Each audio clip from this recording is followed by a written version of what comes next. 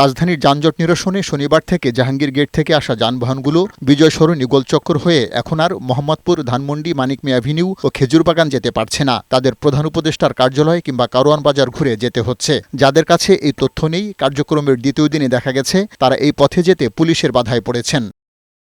এই সড়ক বন্ধ রাখায় যানজট কমবে না বলে মনে করেন যাত্রী ও পরিবহন সংশ্লিষ্টরা। তারা বলছেন, জাহাঙ্গীর গেট হয়ে ধানমন্ডি, মোহাম্মদপুর কিংবা খেজুরবাগান যেতে এখন তাদের অনেকটা পথই ঘুরতে হবে। আসলে এইটা কয়েকদিন টেস্ট এন্ড ট্রায়াল করার পরে বোঝা যাবে যে কতটুকু এটা সাশ্রয় হয়েছে কিনা। আমার দুনিয়া ঘুরতে হইতেছে, আপনি দেখতে পাচ্ছেন বাচ্চা কাচ্চা নিয়ে কি কষ্ট হইতেছে।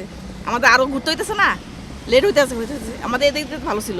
এটা এখন আমাদের উল্টা আরো ওই দিক দিয়ে ঘুরে যেতে হবে, আবার ওই দিক থেকে আবার জাম ঠেলে আসতে হবে।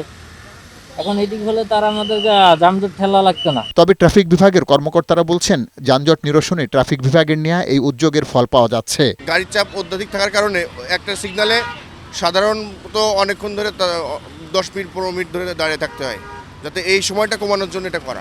এখন 12 মিনিটের 3-4 মিনিট কভার করা যাচ্ছে। এই নিয়মের বিষয়ে সবাই অভ্যস্ত হলে চতুর্মুখী এই সড়কের সিগন্যালের সময় আরও কমে আসবে বলেও মনে করে ট্রাফিক বিভাগ।